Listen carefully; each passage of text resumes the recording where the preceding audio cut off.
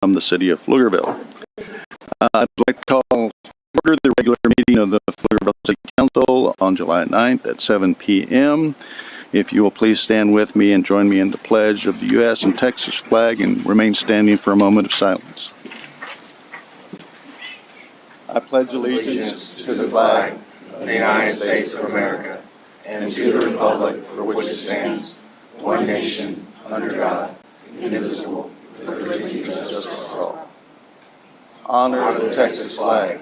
I pledge allegiance to thee, Texas, one state, under God, one and indivisible.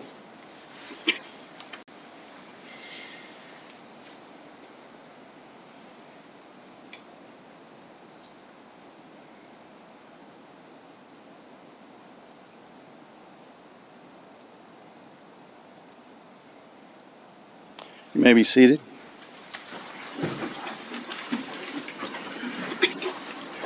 Let's see. Our first item is public comment. I don't believe we have anybody signed up. Is there anybody here wishing to make public comment? Okay, we will skip over that item then. Item number 4 is a presentation of the Texas Municipal Clerks Association Municipal Clerks Office Achievement of Excellence Award. Our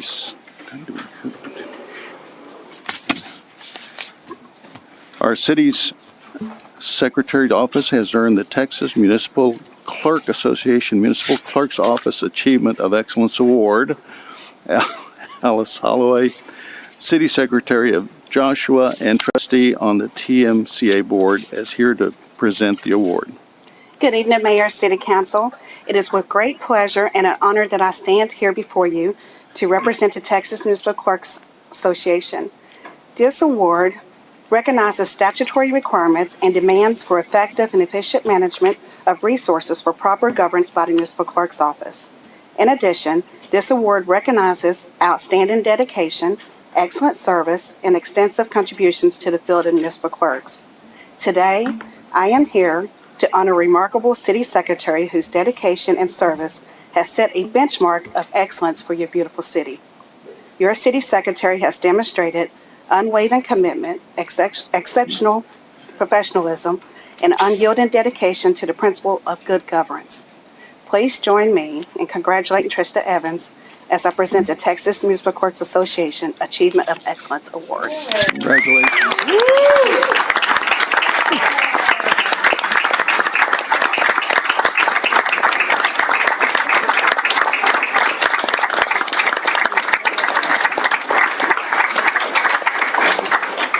That is awesome.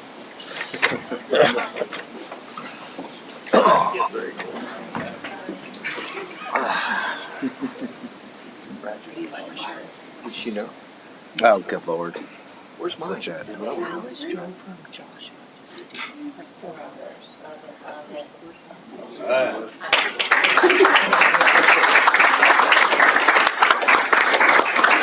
Thank y'all. That is awesome. No speech? Speech? No. Okay.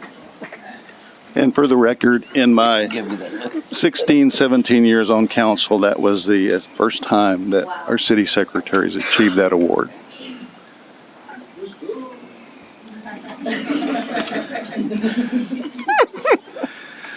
Our next item is proclamation designating July 2024 as Parks and Recreation Month in the city of Pflugerville.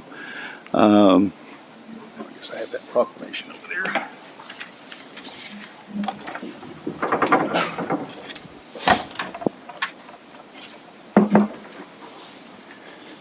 Thank you for the large font.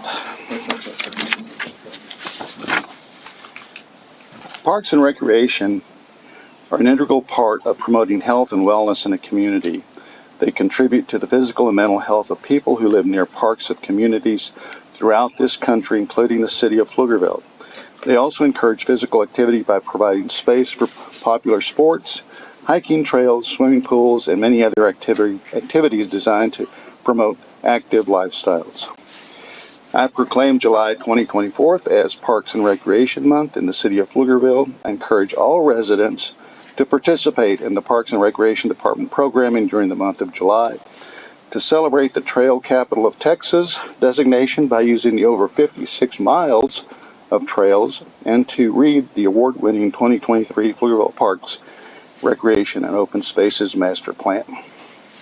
And this evening, accepting this proclamation is Shane Mize and his staff. Of how many today?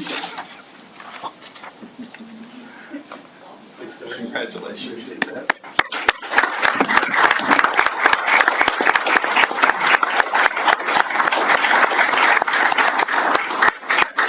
I'm with you.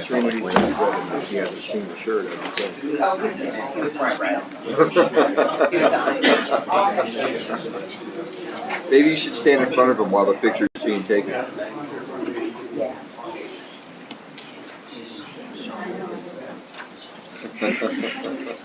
We gotta do something with ACC. This technology apprenticeship is just Are they ready? They've done this everything. just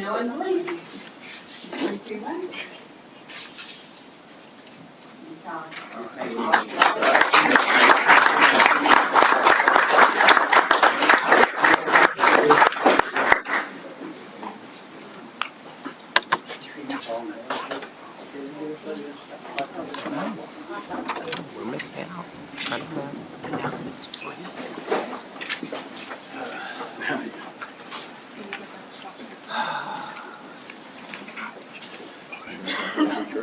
And now, 4C, we have the privilege and honor to hear a presentation on the Parks and Recreation Department by our very own special Parks and Recreation Director who does an amazing job all the time, Mr. Shane Mize. Thank you. Only furthering my embarrassment. Thank you very much. Mayor and Council, thanks for the opportunity to talk about our department. I'm already screwing this up. Hope you can push a lawnmower better than you can. That's Nailed it. Are you being mean? He is. So who we are, we're 48 full-time, 17 part-time, and over 100 seasonal staff. Oh, that jump. And the and the goal, our sole goal is really to provide quality life services to the community of Pflugerville and the surrounding area. Oh, I'm going backwards, Trista. There we go. Trista's handing out something. There's interaction in this presentation. Don't. We'll see if y'all can follow the directions. Don't open. Don't open. Okay. So this group that we have, this team that I have here in Pflugerville is a dedicated team that works so hard for this community. I'm so proud to be in the same department as them and work shoulder to shoulder with them. They work nights, weekends. There are very few holidays that we have off, maybe Christmas and Thanksgiving itself. We're always out there in the community putting on programs, events, checking trails or restrooms, and we're out there trying to make sure this community gets exactly what it signed up for, which is a quality Parks and Rec program. You can see some of our guys help with some of our Easter egg events. What we manage over 1,700 acres of parks, greenbelts, and open space. We have 56 miles of trails, over 56 miles of trails, 33 acres of sports fields, 34 parks, 31 playgrounds, a rec center with programs. We have special events citywide, pavilions, gazebos, picnic tables, skate park, 2 dog parks, 3 outdoor pools, 2 splash pads, and a 180-acre water reservoir that we're in charge of all the recreational activities at Lake Pflugerville. Our core functions are park operations and maintenance, rec programs and special events, facility management, rentals permits, events and field allocations, park planning, construction, and safety. But we're more than that. We're a lot of folks' first jobs. We're a spot to learn a skill and to apply it. We have leadership opportunities. We're one of the first agencies that gets to work with the newest generation. This Gen Alpha, I believe, is what the generation's called, that we're getting to work with right now. It's a great group. They have learned to swim program opportunities. You can see our water safety instructor course there. That's a lot of our first-time entry-level park and rec seasonal employees. And then you see the guys on our right, our pool managers. They've come back for multiple years now. They've been lifeguards and pool managers. They've done water safety instruction. And you can even see Whitney. Anyone that knows Whitney, she was here earlier. Oh, there she is. Wave. Whitney's been part of the department for a long time. In talking with Whitney, I believe, and she didn't know I was going to do this, but I believe a school teacher or an elementary class was one of her first introductions to Gillian Creek Pool. She swam club. She's been a club coach. She's been an aquatic specialist, a lifeguard, a pool manager, a rec specialist, and now she's the rec facilities supervisor. So she's been a part of the fabric of the aquatic offering of this community longer than she's been a mom, longer than she's been a wife, and we've got some great opportunities for leadership. In fact, I think a lot of park and rec professionals' first job is through camps or lifeguards. I know I was a camp counselor. That was how I got here first, and never left. So who knows? Maybe the next Parks and Rec director's in that photo right there. But we provide opportunities for mentorship, growth, service. We also provide places to learn. I was able to get some stats on our swim lesson program. We had 900 swim lessons in 2021, 1,243 in 2022, 1,500 in 2023, and we're on pace to have 1,700 this year. That's a life skill that 1,700 folks are going to walk away from our facilities knowing how to swim, not being afraid of the water, and I'm very proud of the offering that we have. You know, it's a spot where you can learn to overcome your fears and learn how to fly. We provide opportunities to celebrate our community and the real diverse nature of the community.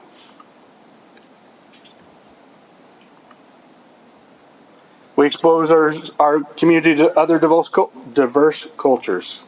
The folks on the left are food vendors at Slice that broke out in a little performance of their own, having a lot of fun. And then we had Austin Powwow on the right. Slice is a well-attended event, had over 7,000 people at the event this year.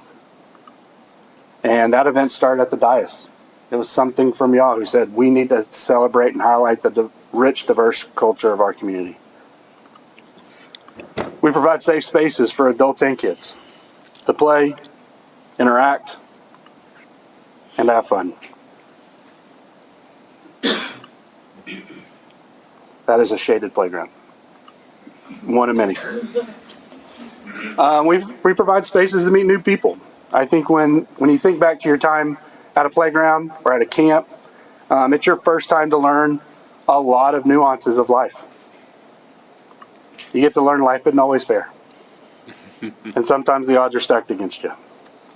But if you persevere, it all works out in the end. More importantly, though, we get to be the memory makers. That's something we take very seriously. Anyone that knows me knows I adore an Easter egg event. And if you haven't been to our Easter egg event, you should come out. Jeez, that's crazy. It's grown over the years from 300 or 400 at Finnig to we have thousands now at 1849. It's fun to watch these folks line up and these little youth. You can see them strategizing on the right. You can see them seeing the Easter Bunny on the left. And there's something magical about seeing the Easter Bunny. I stand up in front of y'all a lot and I say we can't count smiles. But when you capture them, it's a pretty magical moment. Young and old, we provide smiles to the community. There's that Easter egg event again.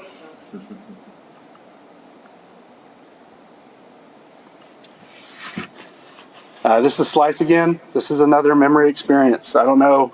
I'm sure there have been other times where the downtown area has been that packed, but I hadn't seen it in a long time. It was really cool to see.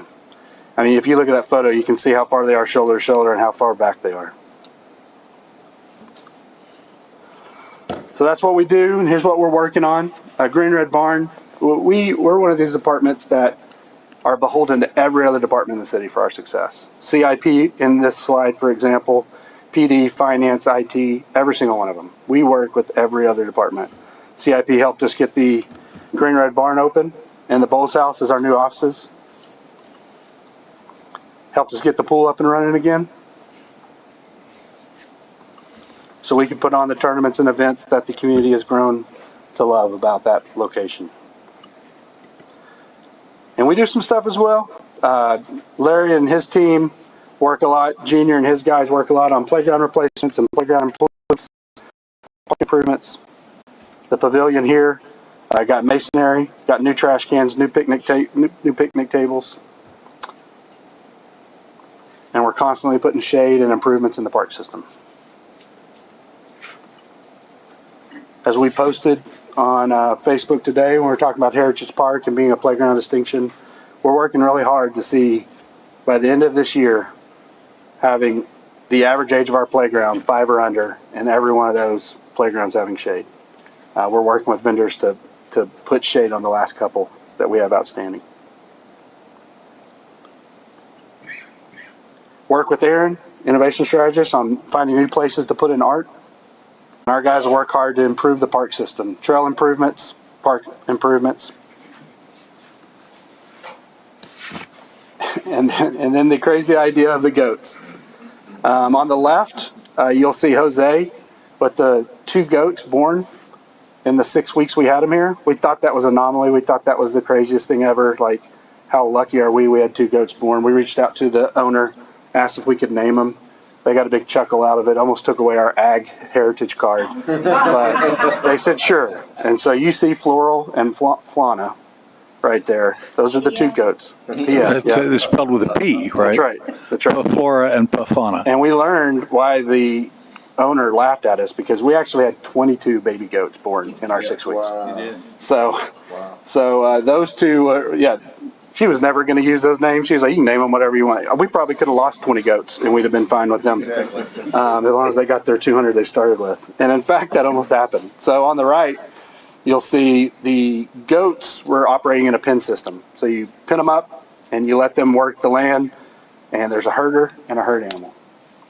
And when they have to create the new pen, set up the new pen, they put the herd animal back at the RV, because you can't leave them without adult supervision, because when adults walk up to that thing, they get very protective.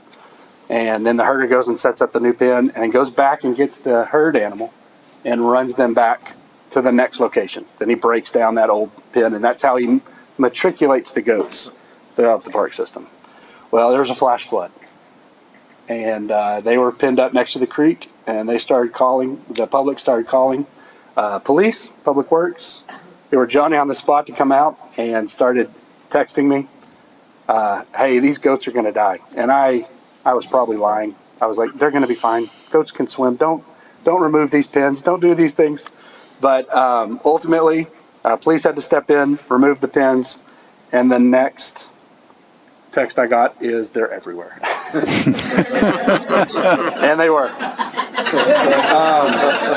The slide on the left. Wait a minute. Nothing doctored about that. That looks like a whatsoever. Photoshop to me.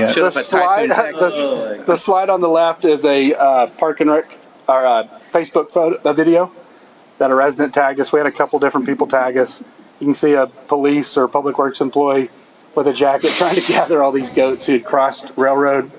And the problem was they'd shut down railroad because they were crossing all over, and our herd animal and the herder were stuck in the traffic and couldn't get up to it. So it was quite a cluster at one moment. Herd animal got there, herder got there, we got them all into the new pen, and they were eating foliage seconds after they were put in. Everyone was fine. But after we realized we had escaped any type of real disaster, we told comms that they'd be getting some calls or emails about seeing goats all across the park system. And another group we work with, comms, made a real funny video. I made a off-the-cuff comment that I was going to make a t-shirt with goats floating in inner tubes, and comms delivered with a post on Facebook with goats floating in inner tubes. So now we're getting to the interactive part. If you want to grab y'all's bags.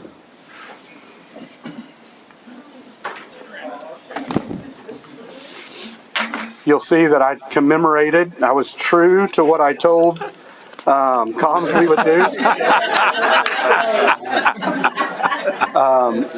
That is Whatever Floats Your Goat in Pflugerville, Texas shirt. We have one teal and one black, and y'all have one of each.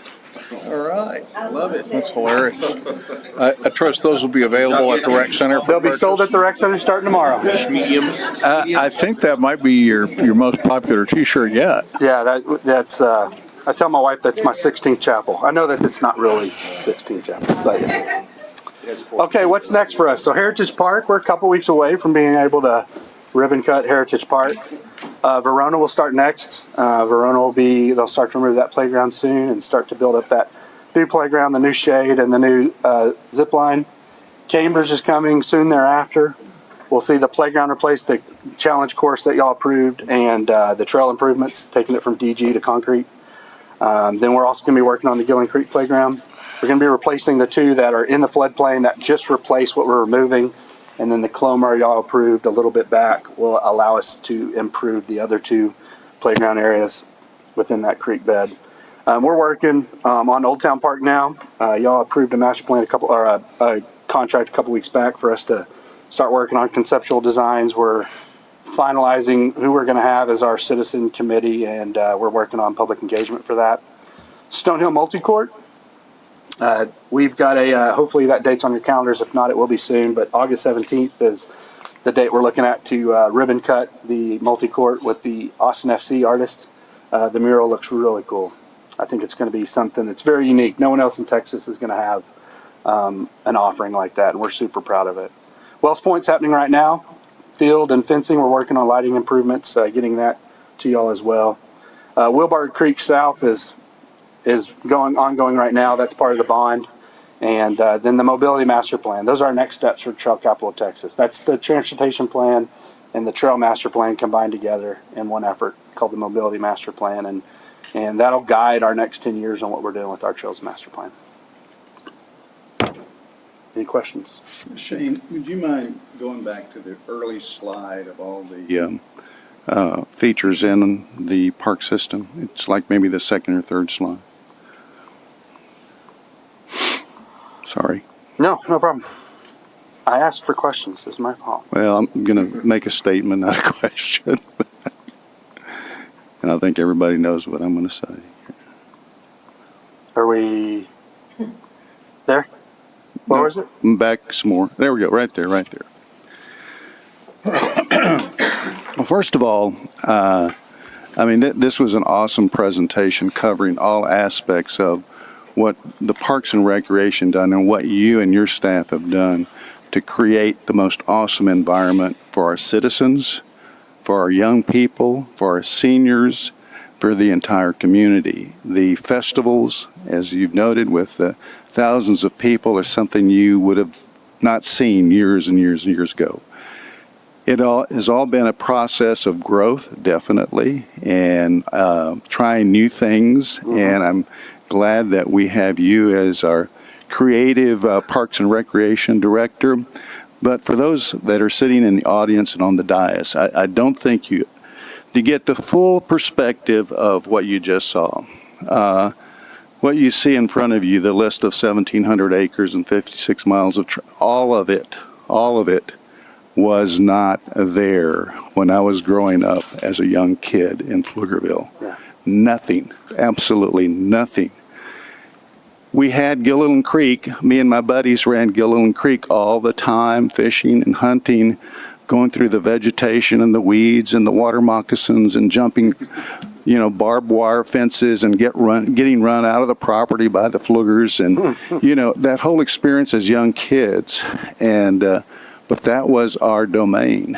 And so today it's really exciting to see where I've come from right. to where we are today, and the just enormous opportunities that we have to offer our citizens and to our staff as well. And it's just a really great place to be. Thank you very much. Yeah, thank y'all. I appreciate it. And to your point, Mayor, I have to give Shane credit publicly. While you were talking, I was literally thinking about all three of my children and how they've gone up from the swim lessons and everybody else at the pools to the Easter egg hunt. I mean, it's astounding to see all those people out there. The various different parks, ideas, soccer fields. and classes and everything else you have made from here. And you really do make memories. Those are things that you just won't forget. Those opportunities, those times with your kids, with your family, with your friends, with your loved ones at various different events and festivals that we have here. And it speaks volumes about how much of a demonstrative difference you make when we talk about why people want to just stay here, not just have a cup of coffee and move on from here as well. It's things that y'all do, the demonstrative difference you make in partnership with all the different departments that have to help create for that. So hats off, dude. It's pretty legit. Thank you. Appreciate it. I'll be around another 20 years, so I look forward to bigger Yes, and sir. better Sounds things. good. All right. Anybody else have any questions? I'm sorry. Okay. Sounds good. Lunch. Our next item is the reading of the consent agenda. And I don't know if you guys got a message, but you're not allowed to pull anything on the consent agenda. We are I'm kidding. going on vacation. Trista, would you Mayor. mind making a note of? Okay. Okay. Oh, yeah. Item 5C is going to be pulled from the consent agenda. I'd like to pull 5N, 5U, and 5V. And N is in Nancy, U is in universe, V is in Victor. V. All the way to B?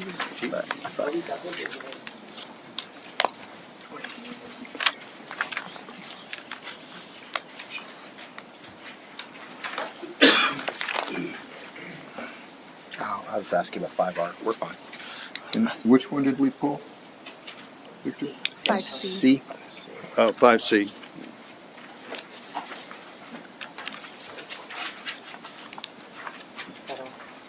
Wow, I'm the only one this time? Okay. That's weird. Okay. Items 5C, 5N, 5U, and 5V have been pulled from the consent agenda.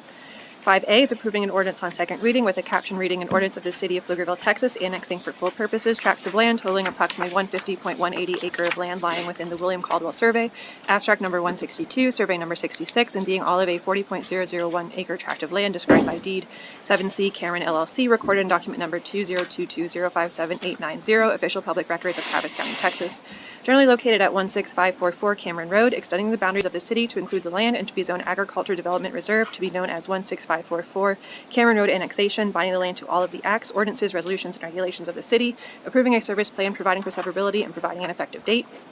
5B, approving the second reading of an ordinance with a caption reading, an ordinance of the City of Pflugerville, Texas, amending ordinance number 1203-15-02-24 of the City of Pflugerville, Texas, as amended by changing the zoning designation of approximately 105.18 acre tract of land situated in the William Caldwell Survey, abstract number 162, survey number 22, both in Travis County, Texas, from agriculture development reserve to single-family residential, single-family neighborhood services, and parks, facilities, and open space to be known as the 16544 Cameron Road rezoning, providing for repeal of conflicting ordinances, providing for severability, and providing an effective date.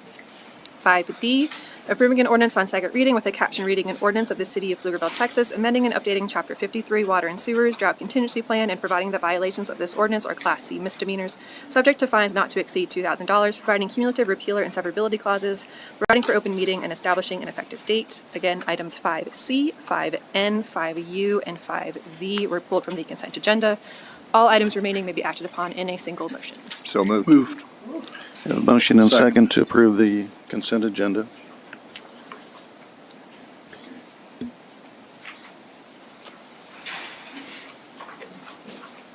And motion carried. Thank you. Our next item is public hearing, 6A. Conduct the second public hearing regarding the 2024-2028 Community Development Block Grant Program Consolidated Plan and Action Plan. Good evening, Mayor and Council. So this is for those that were not here at our last meeting, this is another chance to be able to run through the community development block grant presentation about our consolidated plan. This is our second public hearing and intended to be able to offer the opportunity for the public to be able to come and offer suggestions after the review of this plan. So Again, the consolidated plan is essentially a master plan for the community development block grant application that we have. It sets in motion, it identifies what our needs are, it identifies our priorities and goals, and then it helps us to establish those annual action plans that we do once a year.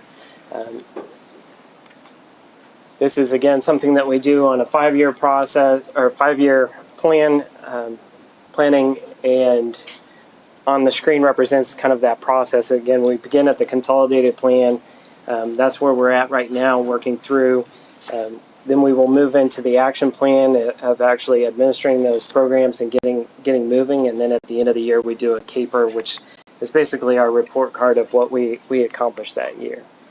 As a reminder, with this process, we started as a needs assessment. We did a survey. We had that open for approximately 60 days and received a lot of responses on it. Those responses that were received were largely focused on road infrastructure and transportation options. That was some of the discussion that was had at the last meeting. Our consultant heard you, and they're working on responses, and so we'll have that feedback to you. But thank you for providing that feedback at the last meeting. So again, a consolidated plan, we start with the needs, then we start moving into the priorities. Looking at public infrastructure, again, is one of the high priorities that have been identified, looking at access to public services. Affirmatively furthering fair housing is always an action item that's in there, and then planning and administration so that we're able to move forward on this grant and actually moving it through. The goals themselves are then based off of those priorities. So again, focusing on the infrastructure, looking at facilities, finding ways to be able to serve our youth and our seniors through opportunities, looking at the workforce training. And one of the other items and was discussed last time was looking at opportunities for transportation options. So all of those things have been rolled into the consolidated plan and would then be furthered into action plans as we decide to move forward. Apologize for the screen image there. It looks like it's covering up the FY 2024, but the city received $300,748 that will be implemented for our action plan for this next year. So on the screen represents the different projects that we were looking at. With the 23 action plan, we were focused on the Parkway Drive design. We have a consultant that's on board for that, and they're actually getting ready to move forward rather quickly on that. Also looking at continuing the scholarships and the youth, or the youth scholarships and the scholarships for also seniors. Still having the conversations with Workforce Solutions, and then having an admin budget. You'll see both the scholarships as well as the Workforce Solution numbers have decreased slightly in this action plan. That's to be able to allocate additional funds towards the infrastructure project, where we can finish up with the design and then move into the construction. And also to make sure that we're allocating resources in a location where we think that they can be fully used. Our next steps are to, again, still be able to receive comments through July 12th. That's when our comment period will end. We're on our second public hearing tonight. The next step will be going to the Planning and Zoning Commission as the advisory board. They will be making a recommendation, and then we'll be back on August 13th to City Council for consideration, so that we can have our plan submitted to HUD and meet all of our timeline requirements by August 15th. So with that, I appreciate the opportunity. It is a public hearing, so if there's anybody in the public that are in the audience that would like to provide additional feedback, this would be a great time to receive that. Do we have anybody in the public wishing to make public comment? Okay. Move to close the public hearing. Second. Have a motion and second to close the public hearing. Thank you, Jeremy. Thank you. It's a good presentation you gave last time. Motion carried. Thank you. Motion to approve item. No, there's no action. Oh, No, it's a CDBG, sorry. Okay, item 7. 7A, discuss and consider action to approve a construction contract with Patton Construction in the amount of $6,614,688 associated with the Colorado Sand Extension Project and authorize the city manager to execute the same. Katie. Good evening. I'm Katie Cam, the Assistant Director of Traffic and Transportation, and here to present. Is it going? Okay. So, pleased to present the Colorado Sand Extension Project and the recommendation to approve the construction contract to Patton Construction through a competitive seal proposal process. Out of 4 bids, we evaluate them to be the best value for the city.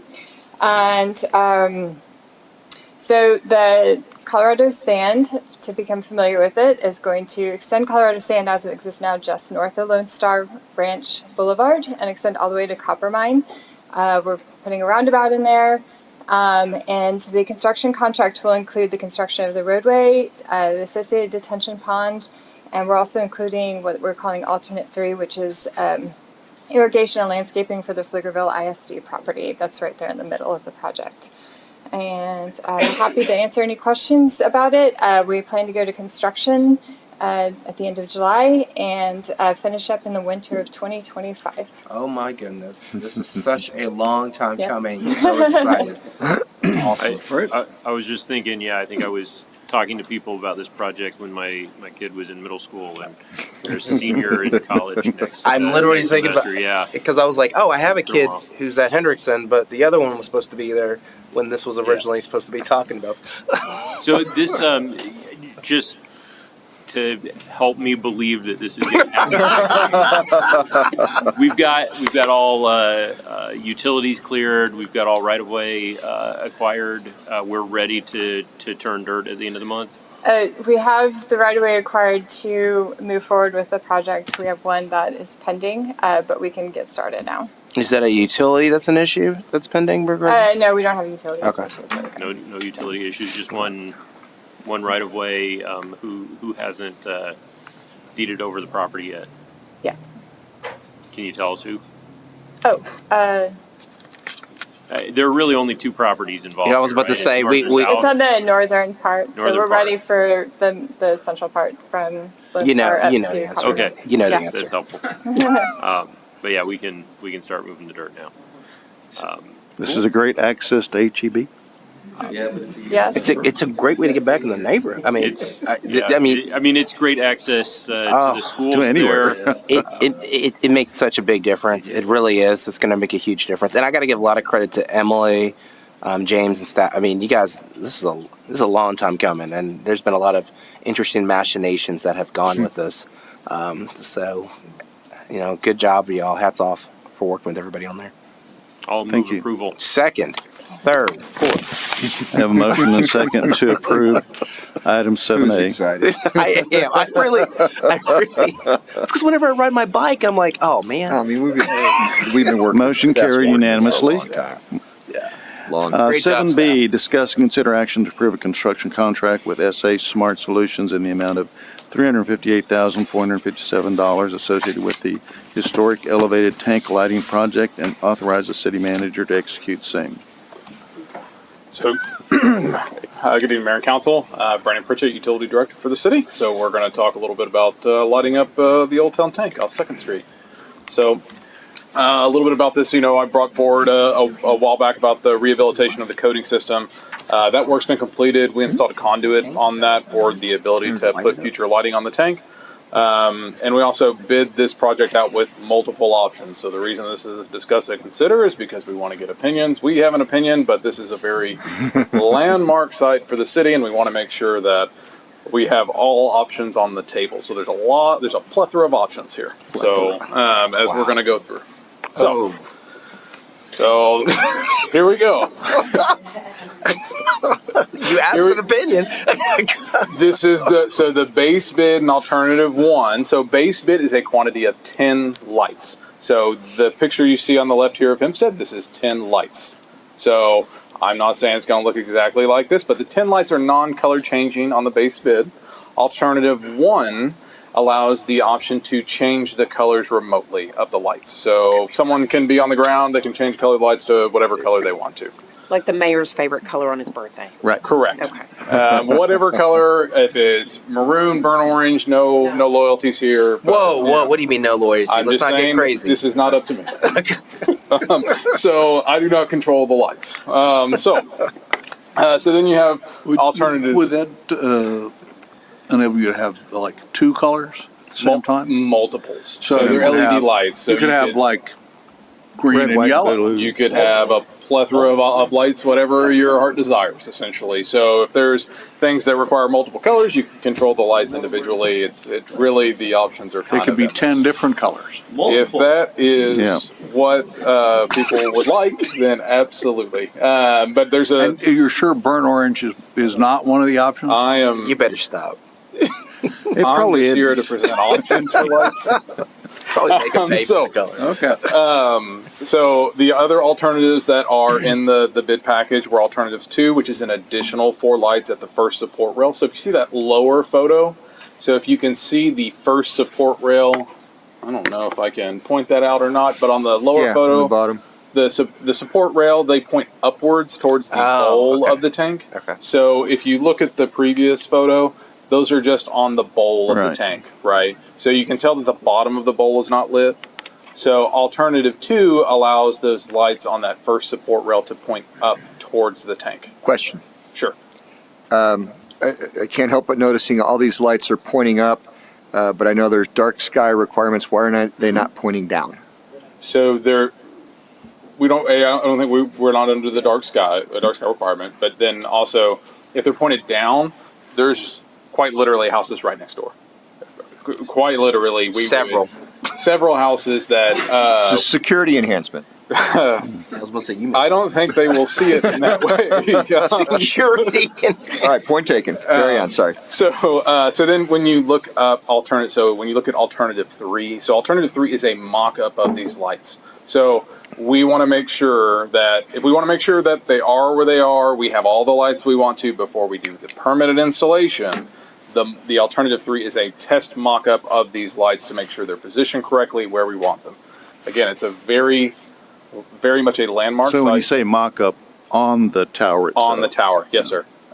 So that way we get an idea of, is this in the right position? Are we okay with that? So like, if you were to go back to this tank, like if you said, I really want the one light to be a little to the left or a little to the right, it allows you to make that without them being permanently installed. Right. Gotcha. So, and let me ask you then, Brent. Okay, because obviously, you would think most people would do the due diligence and do alternative 3. What's the downside to doing alternative 3 and testing this out? You have to pay for it. I mean, there's a cost to it, right? That's the downside, is you have to pay for the mock-up, right? It's not like they're doing it out of the kindness of their heart. Yeah, once they're permanent, they're permanent. Yeah. But once they're permanent, and to move them, you've got to move wire, you got to move lights, it's a much Right. more expensive cost than a mock-up. Yeah. So, They just need to make sure they leave 2 extra feet of wire, and then it's not that hard to move them. Right. to meet electric code, they have to be in a conduit, so we still have to run conduit. And I'm trying to figure how you come up with 2 extra feet.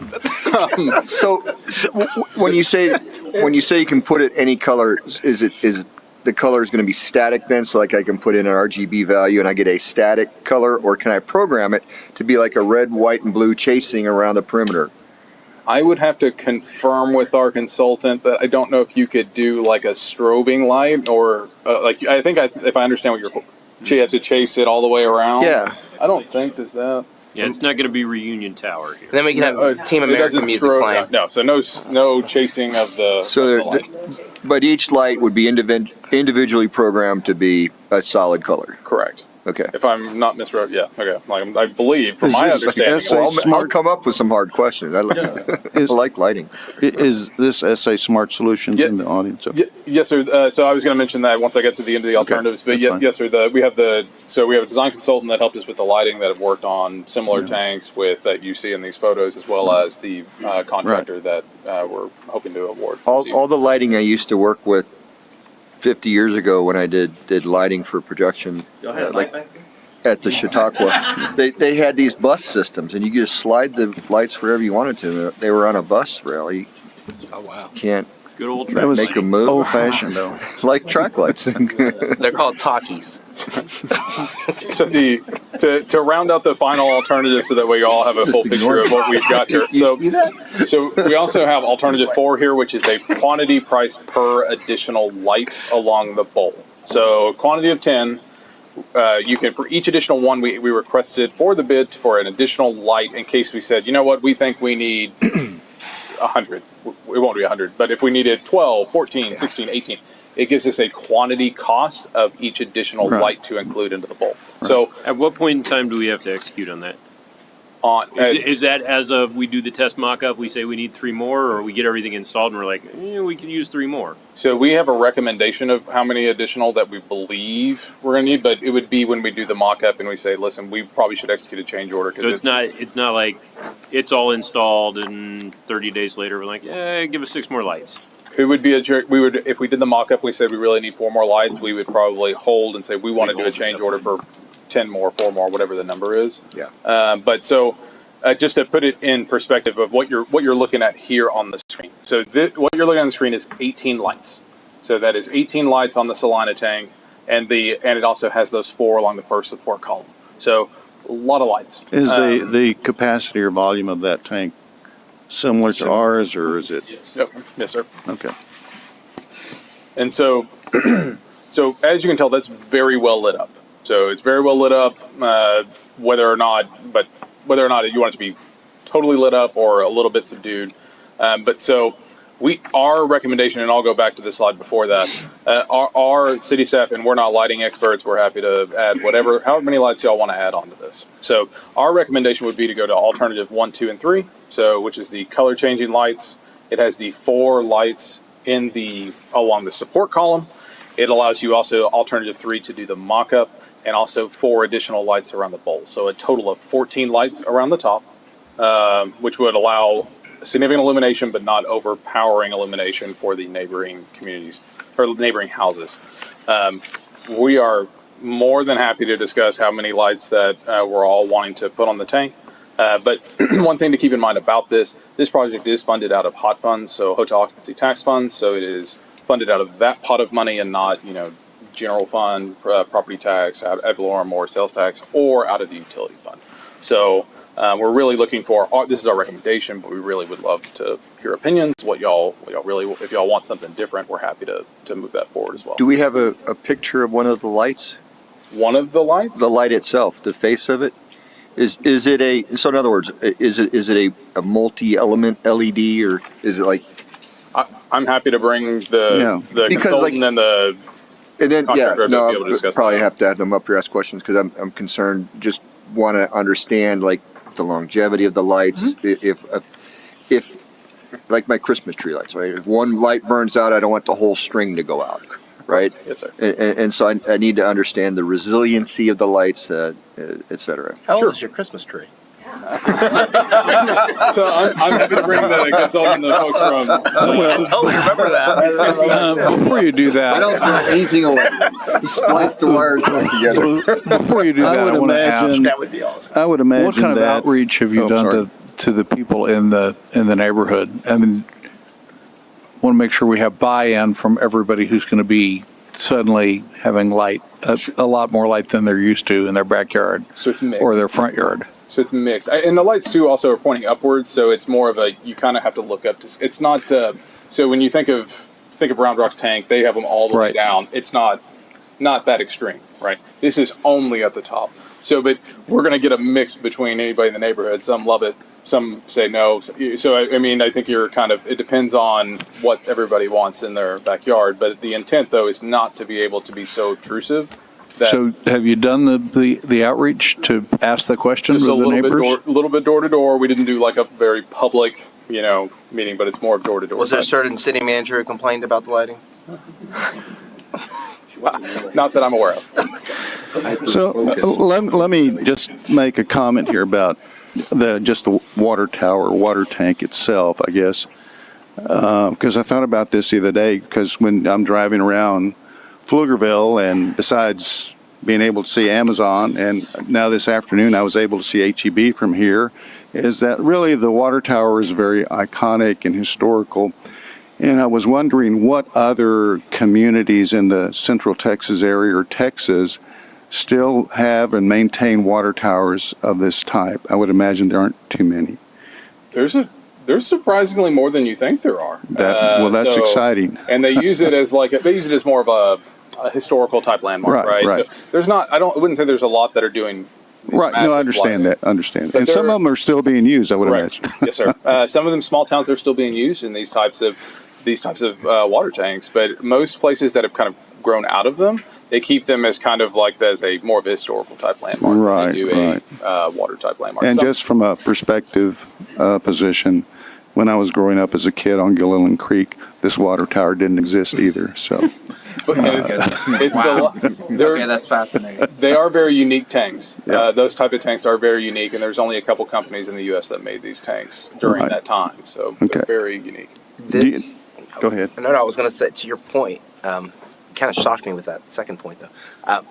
When I was a kid, when we go to Keller, the water tower. Yeah, this is the water tower. This is what we saw, and I thought it was the coolest thing in the world. And even as Keller's grown, it still kept that water tower, up there with that as well. So you're right. Like what Yeah. it means to the community, and thinking about the history. Yeah, and I'm hoping it is around for another 100 years or however many years it's going to be. But do you know if, and I guess they'll answer this question, they didn't do Round Rock, did they? The water No, this group didn't that I'm aware of. No, the Round Rock was a very elaborate design. I'm very envious of Round Rock's water. That was a very expensive setup that they had. Well, it's right next to Round Rock Donuts, so that's Yes, sir. important. So.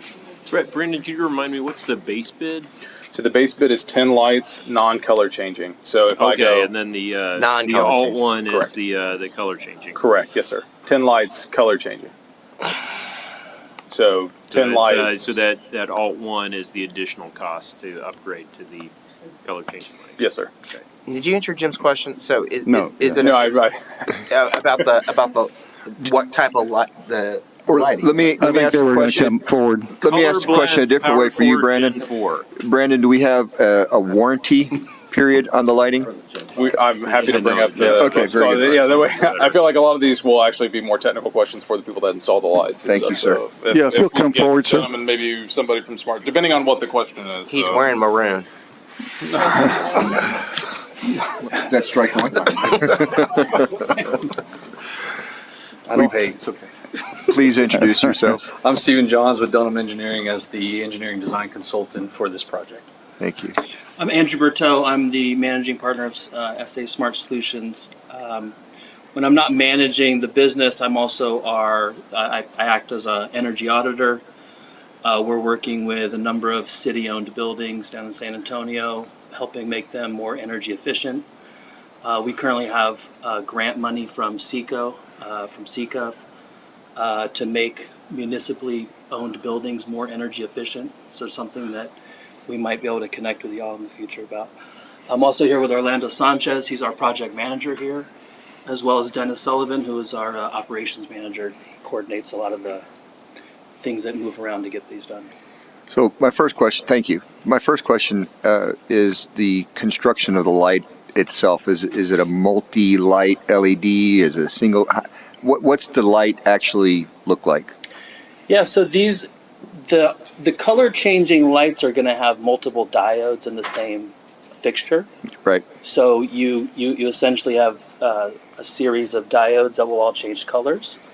So it's all integrated into one fixture. But it's not like there's one red diode and that one burns out, then the whole light can't be red. There's multiple reds, multiple. Absolutely. Okay.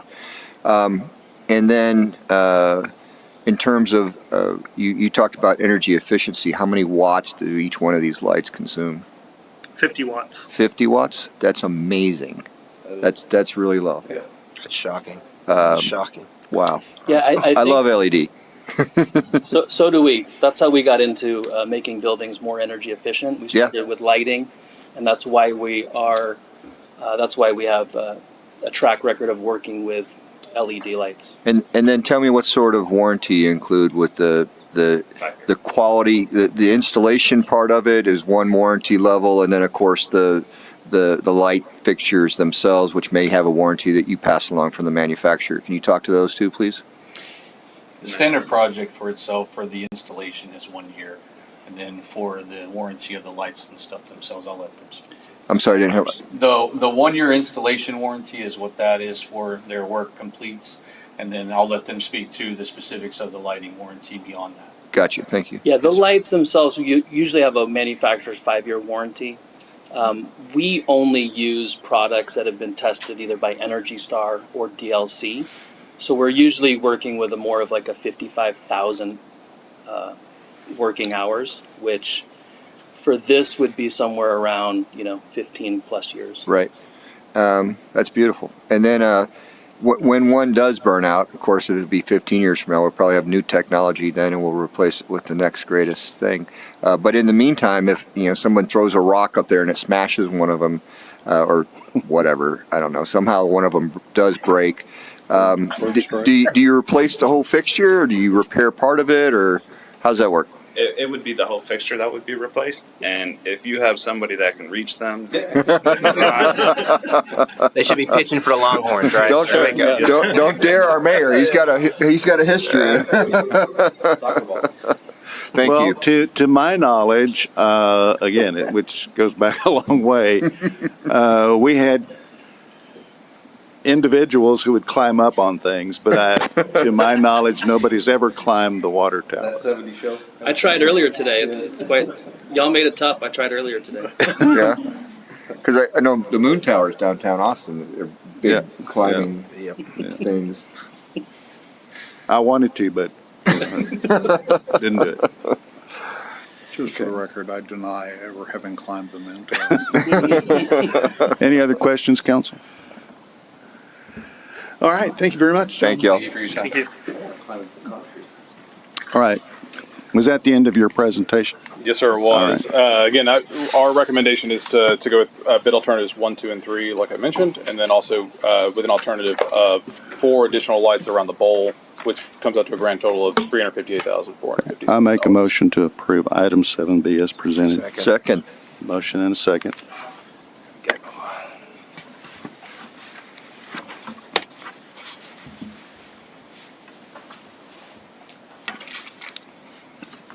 Very cool. Okay, motion carried. Thank you. Thank you, gentlemen. Look forward to the project. You gonna start tomorrow? Yeah. Item 7C is discuss and consider action to approve a resolution authorizing city manager to execute renewal of the interlocal cooperation agreement for public health services between the City of Austin and the City of Pflugerville. What sacrificial line do we put up here? Okay, there we go. Is this going to cost us $15,000? You're going to be very surprised and very pleased with this, I think, especially with regards to staff recommendation. Thank you, Mayor and Council. I'm here tonight to present this item regarding an interlocal health agreement renewal. Let's see, I'll give a little background history. This service is for health inspections involving food service entities such as restaurants, schools, cafeterias, commissaries, special events, etc., and also for public pools, including Will Barger and our city-owned pools, but also private pools and amenity centers and hotels, things of that nature. Historically, through the years 2012-2019, City of Pflugerville used Bureau Veritas for these health services, and then 2019 we entered into this ILA, interlocal agreement with Austin Public Health.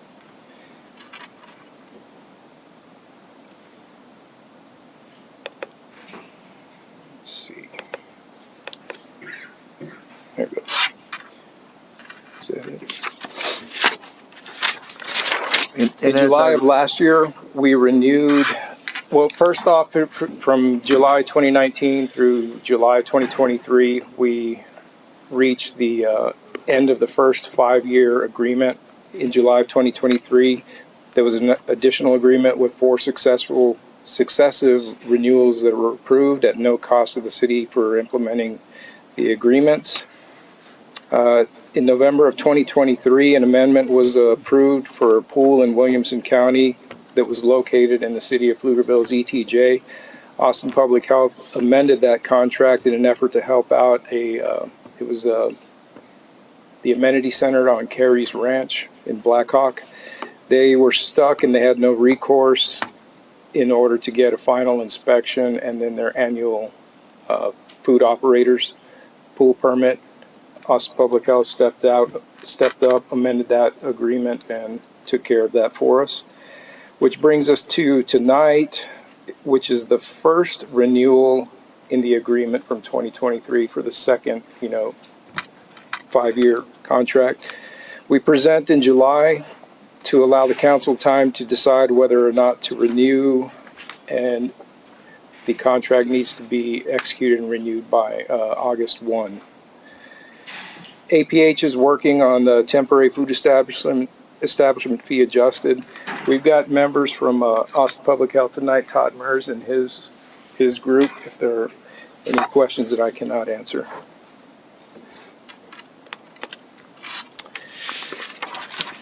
For additional consideration, staff reached out to 2 additional third-party vendors to evaluate the costs of both the city and the businesses, and that's what this chart represents. A 3-year average of total fees collected for plan review and inspections. The numbers were then applied uniformly in accordance with the vendor fee schedule. You can see Austin comes in well below.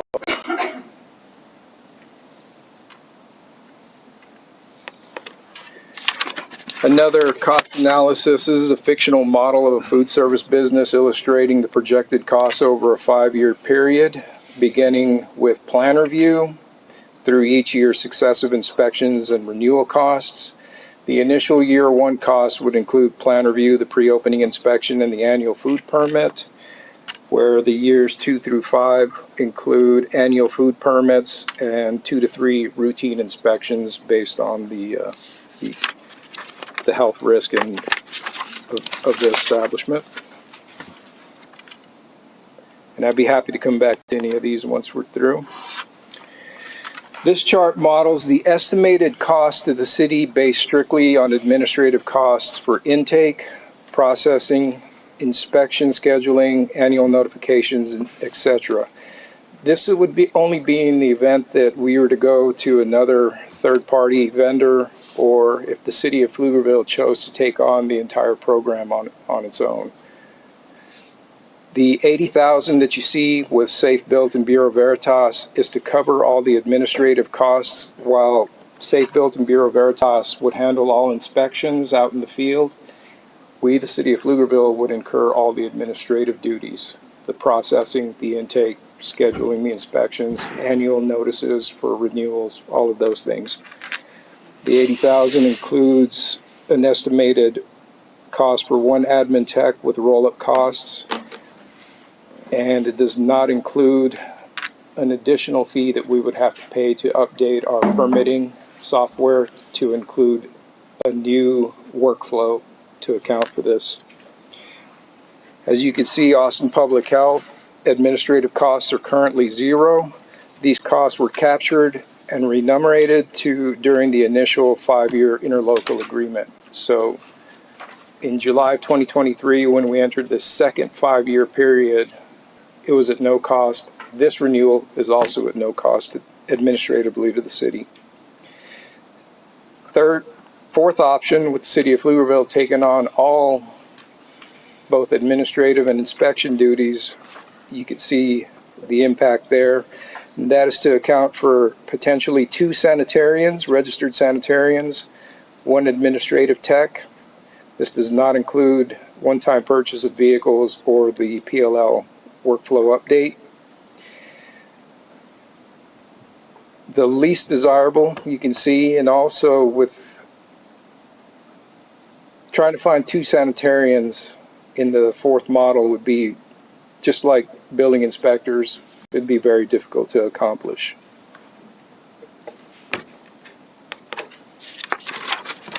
In conclusion, the city incurs no cost for the new renewal with Austin Public Health and the renewal of this ILA. Predictability and consistency for the business who have been using it since 2019 is a great asset. The adopted City of Austin fee schedule reinforces the consistency across the jurisdictions. Austin Public Health handles all administrative functions and provides the most cost-effective model to both the city and the end user. City staff recommends approval of the renewal through resolution. Be happy to answer any questions. My primary question is APH working on temporary food establishment fee adjustment. What does that mean? Mr. Mers, would you like to address that? Boy, they send him every time. That's been the sticking point for the last several years. Send the hammer. Yeah, they send him every single time. Good evening, Mayor and Council. My name is Todd Mers with Austin Public Health. I'm one of the program managers there. This is also Marcel Elizondo. He's our division chief, a resident of Pflugerville. What does it mean when we're working on the temporary fees? Well, I know that we've discussed that one, maybe two, maybe three times in the last year here. We have worked, Joe Castellan, our administrative manager in the back there, and myself have worked with our department budget to look at the cost of service and see if there is any ways of capturing economies of savings based on, one, our technology improvements that we've initiated over the last few years. And we submitted what they call a new cost down for cost of service models to our budget team. Now, once it leaves our department, then it goes to our corporate budget. Corporate budget, any fee in the city of Austin, like I told you initially about a year ago, is not established solely by our department. There's obviously administrative support. We have attorneys that support us. We have administrators. We have city managers, things like that. So everybody has a fee that adds to that cost. We submitted that in time. Unfortunately had two people in our budget team leads one went for another job in the city, and then the other one was this fantastic gentleman came on from private industry, and he was just very talented, but said, this is overwhelming. You have too many funding streams coming in. I'm just going back to private industry. So that kind of held things up because we educated him on what we wanted to do, got things moving forward. It did get submitted, and then it didn't get submitted, like people didn't know what was going on at one time. We did everything we could to get it to move forward. We would send emails. We could do everything we could to get some traction on where we're at. Where I can tell you today is that Friday is when we will find out what is going to be in the budget, upcoming budget. So at this point today, we had a budget meeting, internal budget meeting today. Marcel pointedly asked the question, where are we at with this? Do we have any idea what the fee might be? So I promised a month ago that usually I would have no problem having that fee. I absolutely have nothing to share with you all. We've done everything we can. That does not mean it's going to be adjusted. I don't even know what the fee might be, but Friday we'll find out a little bit more as far as that goes.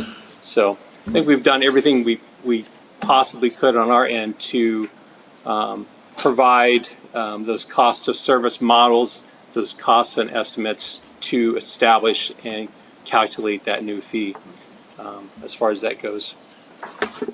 Where it'll go from this point, like I said, Friday, our budget, everybody will receive what the budget's going to be. The council will then have a month to ask questions and then to gain additional information.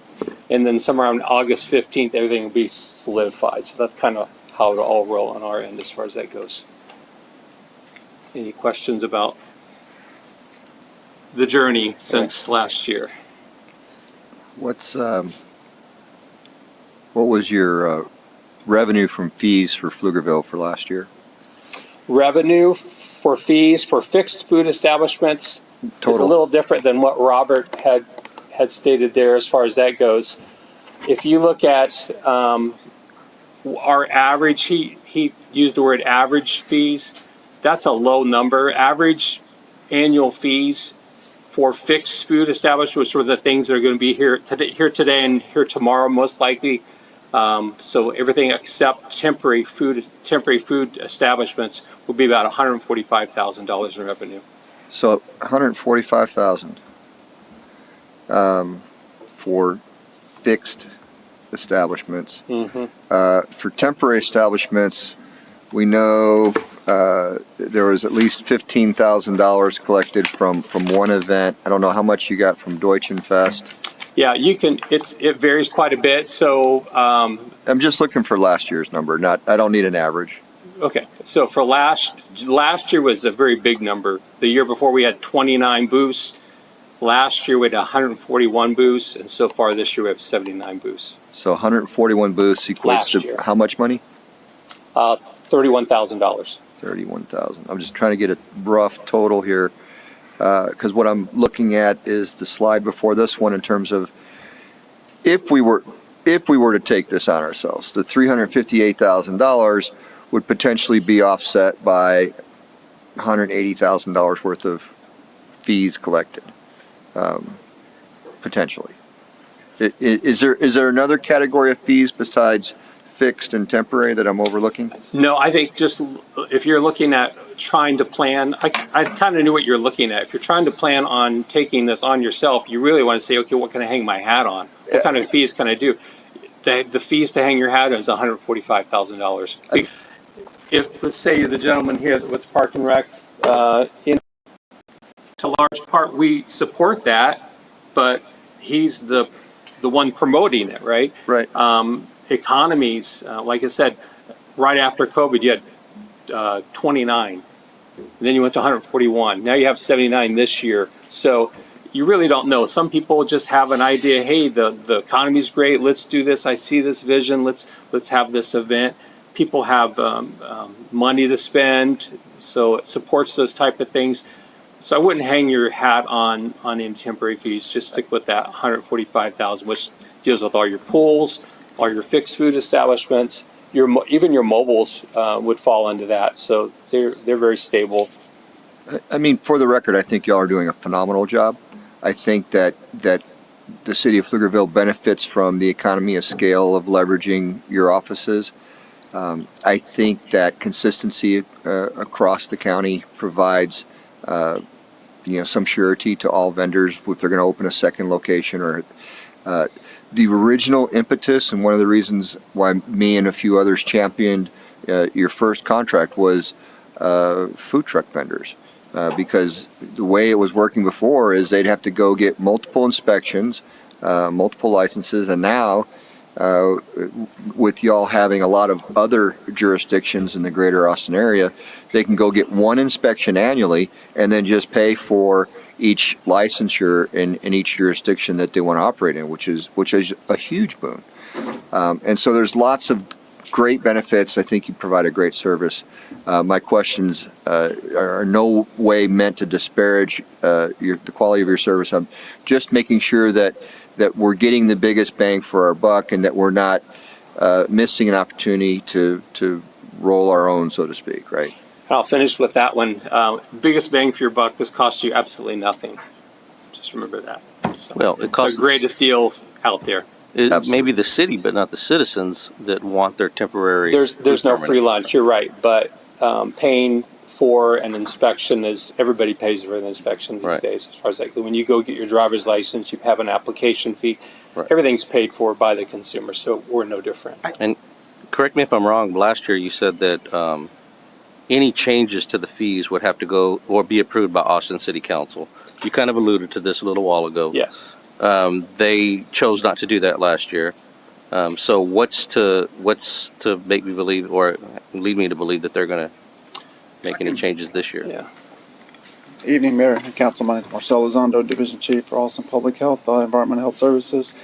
I did approach my budget team last year, and I've been working with my department budget team since last November. Almost every month, emailing, "Hey, can we find a different way to review this? We've streamlined the way we do business. Let's look at that cost of service again." We had the unfortunate aspect of not going through one but two different budget managers, having no budget manager. I've gotten the proverbial football as far as corporate budget. I've been getting calls from Councilmember Fuentes, Councilmember Velasquez, even the mayor, has been asking, what can we do about these fees? So I've now pitched it. It is now in corporate budget's hand. The reason we didn't do it last year, we were already past the budget process. This year, we've had almost 8 months. What was your budget proposal on the topic? Because you said you've been working so hard to get it adjusted, but how did you propose to adjust it? It's probably close to 50% reduction. That's what I 50% proposed. reduction. And that's where it's at right now. And across the entire nation, all cities, they're looking at the revenue drivers, so they're hesitant, to be frank. But I said, I understand that, but from an equity perspective, from a small business perspective, the fees are a little high. I think that my frustration is that, and you said their names, so fine, let's have the conversation. We had to call Kirk, Vanessa, and Jose, Cheeto, and some other folks and say, what the hell are you doing? It's shocking that like you said, there's no free lunch. Okay, we get that. But the fees you're putting on these folks who are putting on these festivals were shocking and honestly appalling and disgusting. And as you were hearing it from them, they heard it from us. And, I was like, Kurt, what's going on? It's like, this is ridiculous. Like, we're putting on something over here in Pflugerville, and we have to deal with this. And your staff, and I told them, I'm glad you took ownership. I said, your staff is blaming y'all. It's like, they're saying it's y'all's fault. I was like, they're saying, it's good that everybody else go conversation about that. And so what's hard for me now is to, just like you said, you're saying that, oh, well, trust until what happens, we're going to see in front. Okay. Let's be frank. I mean, just like how we have our staff right here, we have a good ballpark idea about what's going to come up in a budget. Like you're saying, oh, we don't have finality of it. Okay, this specific issue, we do. And I mean, I guess I don't really have an expectation for you to share that publicly, but I'd hope at least privately with staff, hey, listen, this is what we're looking at. There shouldn't be any significant changes with that as well. And again, it feels like passing the buck over here on these issues with that as well. I would love to have said, put faith in you. I'm glad you reminded what the impetus was for this originally, which was the food trucks back how many years ago when we were 20 in the other, 20 yeah, something. It's been a while on here as well. So I'm going to limit the rest of my comments, but it's a very frustrating situation. So to your point, though, we just looked at a bunch of our fee schedules and name one of those fees that we listed that gave a quantity discount. Yeah. Right? If I'm going to do 10 utility connections, do I get a discount off of each of those $350 fees? Weren't there fees in there that said it's $1,030 for each additional? Did you hear what Serena said? Absolutely. I like what Quantity Serena said. discount in there. I like what you said. Go ahead and say that. But if it had been brought to us, we would consider it. Good point. Thank you. Good point. And I did miss the one that had the $30 there were plus. at least 8 in there that had there's a as per, Right. That's what I meant to say. I would say, looking at this, the way I'm thinking of this is that I got to have, you say it's zero cost to the city. I got to put $15,000 in the budget to cover this because Austin Public Health isn't doing it the way that we expect. We don't have to. We don't have to, but that's my expectation. That was our choice. We did it before, and the expectation to do it There is again. additional cost to us if these onerous fees are not adjusted to be equitable. And now that we did it for the earlier event, we may have to consider doing it again in October. And I think that's fair. I mean, again, why do we want to have this on our citizens? But why is this the case in the first place with that? There's a cost for doing business, absolutely. But I mean, Permit fees are supposed to reflect the cost associated with performing the services service. rendered. Crazy concept. But what happens when everybody in Deutschenfest comes to us and wants a discount? That's what I just said. That's what he just said. Absolutely. Well, you said if I heard it correctly, it's $31,000 total that they brought in on this fee. I mean, some amount of that may be appropriate. Yeah. But that may be what we need to Budget accommodate that or- for. And then how do we do that, Serena? When It's outside this agenda item, probably. All right. No. It sounds to me like we have a proposal that unfortunately is going to have a hole in it until at least Friday of this Friday's week. when the draft budget goes in front of council, and that's when they have a month to look at and review. So I'm not those sure that fees. we can move forward without having that information. I'm sure you understand. Understood. That hole is is obviously that's the main thing that we've been talking about, and I agree with Jim that the quality of your service is absolutely first rate. We don't want to have any beef about that. Now, one of the things we discovered last time, and I think we've made a change for the farmers market, is that there's a farmers market designation, or there's some designation that you can have that reduces the fees. Yeah, we talked What is that exactly? Is it how do you do that? It'd be a certified farmer's market. Right, So- certified farmers market, and then the state legislature came in 2019 or 2020 that capped all the fees at $100. what they could do. Yeah. So That was state legislation. So knowing that we have this annual festival here, is there some way for us to determine that to be a farmers market so that we can get a reduced fee for doing Deutschenfest? Or we have a legislative item that addresses that issue. But that won't With the be farmers market. October. That'll be Well, I think we already know we're in the. That would be We're up to gonna pay Texas for Department of Agriculture to determine what's a farmers market. Gotcha. Robert. Mayor and council, I was just talking with Mr. Mers, possibly another amendment to the agreement that would allow for us to go out to a third-party vendor just for these events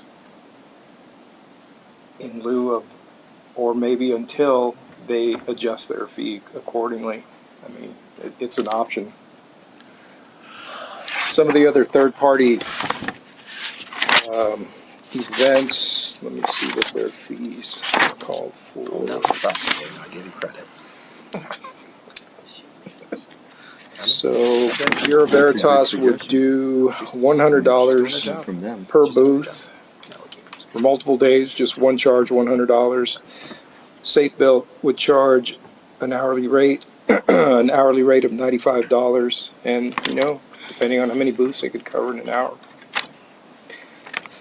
There would be an additional cost, though, to consider with regards to how we would capture that in our permitting system and update our workflow for that, so that, again, that might still be the initial. I think the estimate was about $15,000 to adjust that workflow in our current permitting system to account for that, but it's another option. Well, seems like Peter and Paul. It's short term, long term. I think it's entirely possible that we might want to go with the city of Austin once we know what the fees are. But I would suggest maybe what we want to do is postpone this item until our next meeting, by which time Second. we'll have a better idea what Robert, what's the fees due are date that the on city of Austin is proposing. October 1st. October 1st? We need it before the meeting because I need to get. Yeah, because they got to present Can't it. provide service if you don't know. Yeah, what's y'all's timeline? August 10th, approximately. I need about 6 weeks so I can put it on my council's agenda so they can vote on it before the end of We don't meet September. between now and then. We don't meet between now and then. Yeah, our next meeting is August 13th. No, I'm of the opinion that regardless of the outcome of whatever Austin City Council or corporate budgeting at Austin will do on Friday, this is still going to be our best option, and our contingency, if there is some other way to control those costs, is our contingency. It's $15,000 in our budget. $30,000, somewhere in there in our budget to deal with the owner's fees. But I think this is going to be our best option long term, and I think this is probably a decision we need to make tonight. I agree. Well, what about the outside third party for these temporary permits? So that's $100 a booth. Sounds like a lot. That less sounds like than a what whole the- lot less until you include the $15,000 in system upgrades that are required in order to support that. Right. But Well, then we don't. we're that's a one-time system upgrade, Mm-hmm. and we're looking at probably 2 events this year, and maybe 3 events this year. Same thing next year. It may be making the investment and bringing that third party for the temporaries might be a better use of our taxpayer dollars within 2 budget cycles. So Todd, would y'all be, do you think it would be agreeable to have, you talked about this potential amendment or change. Could we put that in as an optional sort of path, or do we need to declare it one way or the other? It would have to go, we would have to go through legal. You'd have to and I don't circulate think we right have back the to legal. time right now. Yeah. We could do it, absolutely, which like we did the pool, we came and passed the last one, and then the following week, we made an adjustment. It took months to get that done. Yeah. We can do it, absolutely, and we're open to, do whatever you want to do. You guys are close to taking off on your own, I think, soon. We're happy to come up with different models to help with that. I mean, we understand how long things take. We just approved Colorado Sands, which took how many years? We can assist. We can assist in making sure that's a priority for your city attorney. So,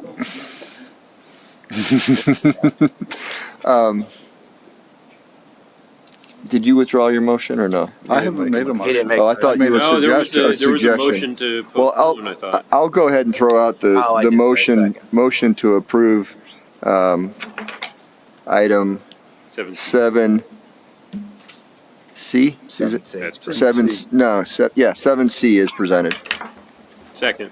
There we go. Have a motion and second to approve 7C.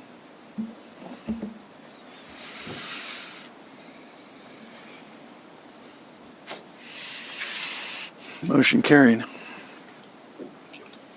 Thanks. Thank you. All right, 7D, discuss and consider action to approve a resolution making additional appointments to the Mobility Master Plan Technical Advisory Committee.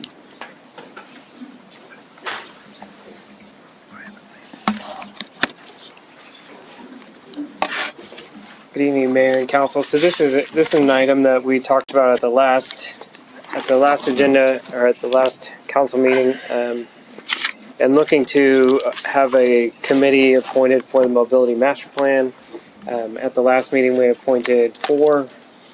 We've reached out to some of the PF 101 graduates, and we have 5 folks that were interested that would be willing to be appointed to the board. If we understand that there might be others that have been in your thoughts, and if there's somebody that you would like to offer. Jeremy, are you trying to say you out don't there? know who we want unless we Mhm. tell you? Yes.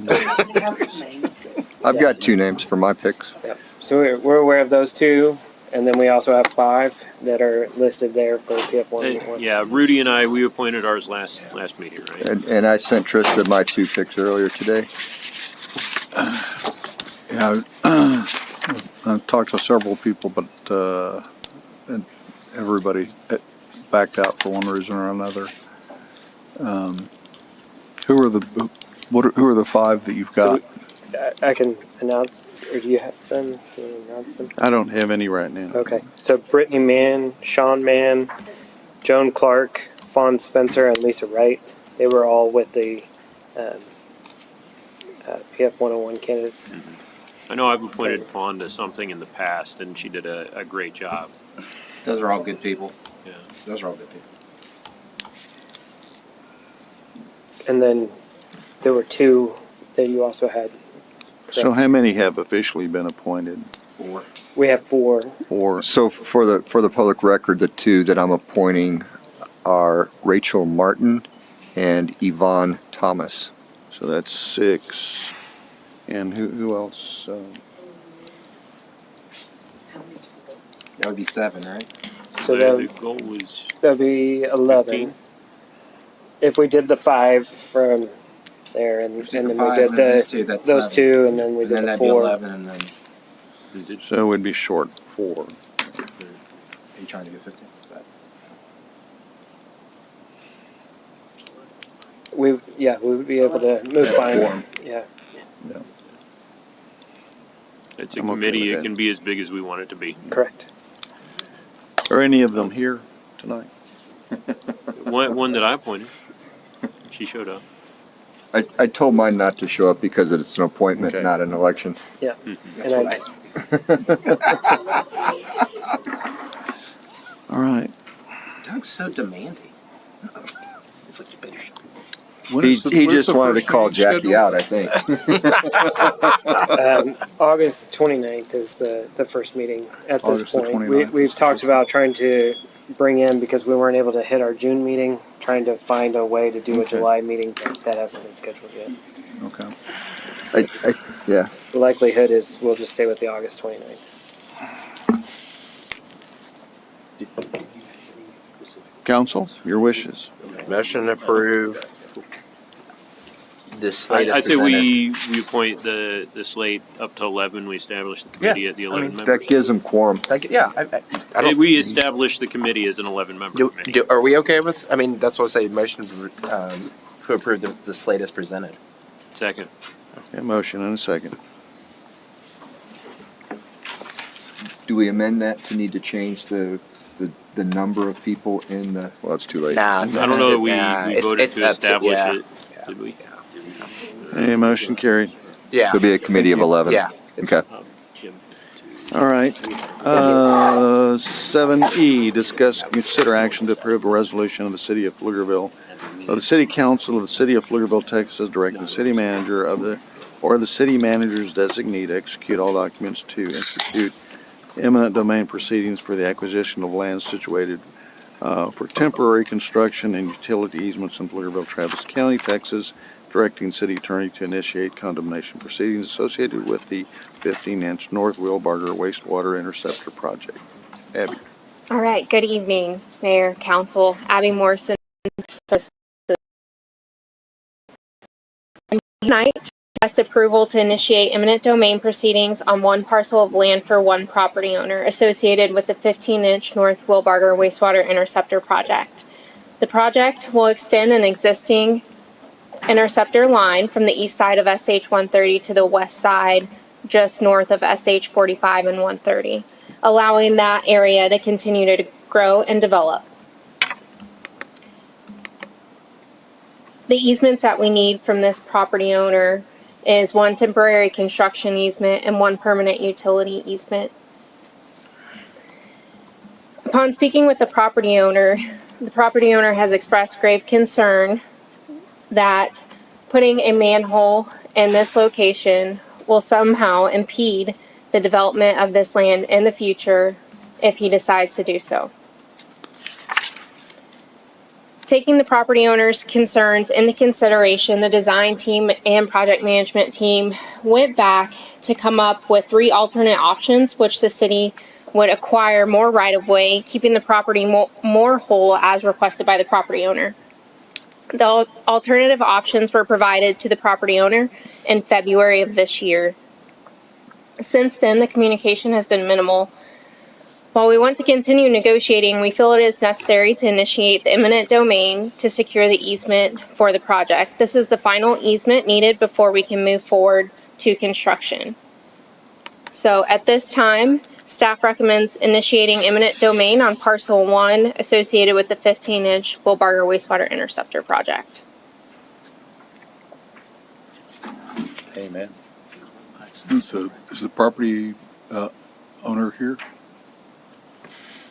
I don't believe so. Okay. Do you have an address for the property? It is on Panther Drive. No, it's. Right here. Yeah, you know where it's.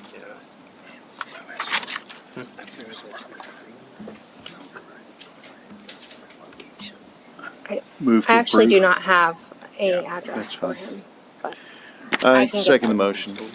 Have a motion and second on item 7E. Any other discussion, council? Okay.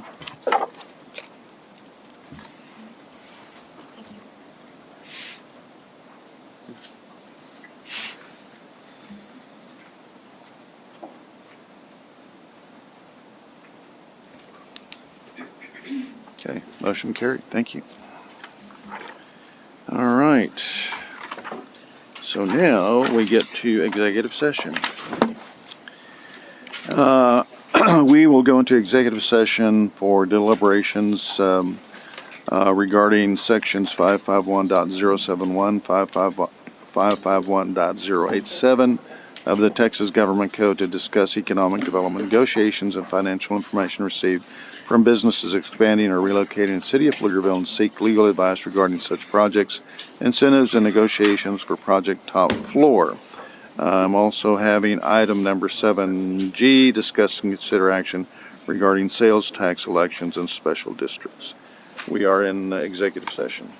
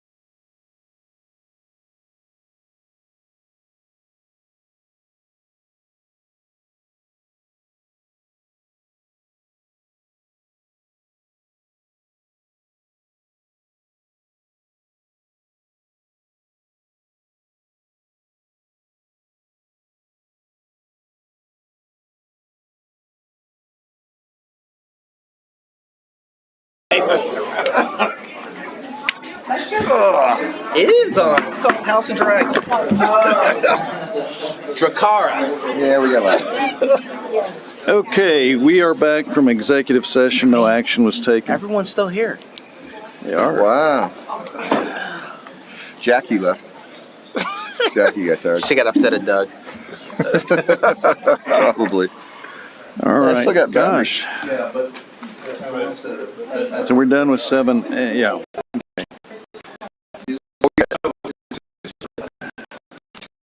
Got 7G still. 7G, which we discussed. Yeah, let's go to. Okay, we have 7G, which was actually discussed in executive session. Discuss and consider action regarding sales tax elections and special districts.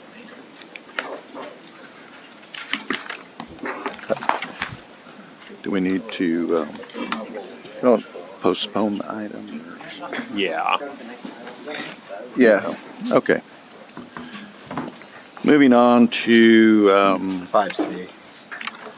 the discussion of items pulled from consent agenda. Tristan.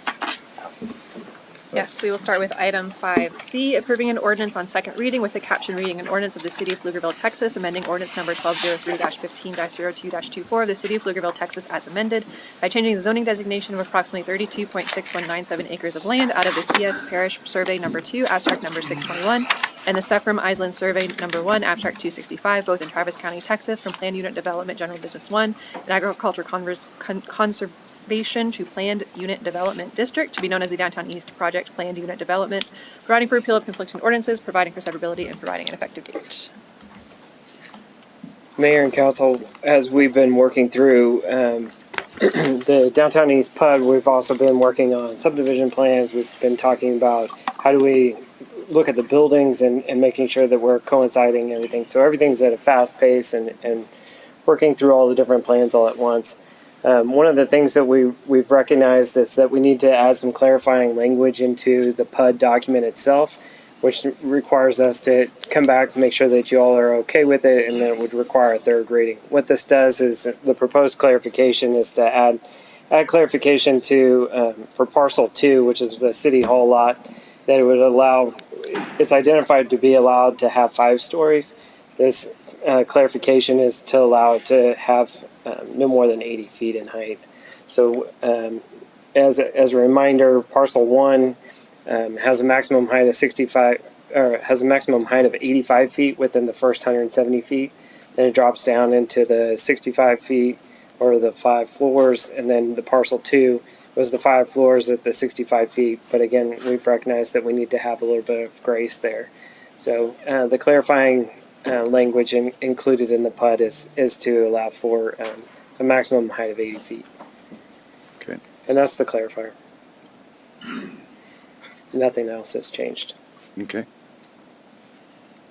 Who pulled 5C? We did. Serena. We did. Oh, We did to clarify it.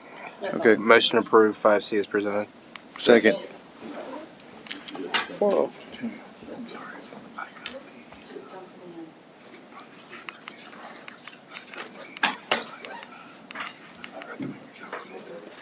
You got it. Thank you. There you go, Kim. Should have asked her for a T-shirt from Thanks. Iceland. That's what I should have said. Iceland T-shirt. Did she? Socks.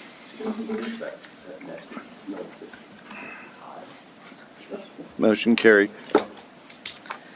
Next The item? Next item will be 5N, approving an agreement for the transfer of water certificate of convenience and necessity service area, property within city's extraterritorial jurisdiction between the city and Manville Water Supply Corporation, and authorizing the city manager to execute the same. Mayor, pull this item because a red flag go up whenever we talk about transferring part of our CCN. I just kind of want to hear about why we're doing this. Well, we're capturing CCN in this scenario, aren't we? Approving the purchase. I thought we're getting CCN. Yeah, Manville said they couldn't service it, and the property developer wants us to serve it, and we have capacity. Am I right? Correct. Correct. Sorry, Brandon. Do we have a You got map? it. You got it. Correct. We are actually acquiring CCN. We're not releasing CCN. Do we have a map? Do we have a map? And I do want to reiterate about how this speaks volumes about our relationship with Manville, and we have a good working relationship. That doesn't always happen with folks when it comes to CCNs. So this is the general area that we're talking about. The parcel here is on the southwest corner of Kelly and Weiss Lane. So to put that in perspective, just to the south is our water CCN. Just to the east on the other side of Weiss Lane is Manville's water CCN. They currently To the west? to the east across What's to the, Weiss Lane. is that us to the west as well? That is, there's some interspersed in there. There's some dual CCN that we did with a CCN transfer swap that we did a few years ago. I say we did a council approved a swap where when some of these parcels went to develop, they're legacy Manville customers, so it's like a home on a large property. When they went to develop into like commercial or multifamily or whatever, Do we serve what is that, Hidden Lakes right there? Or what's the name of the?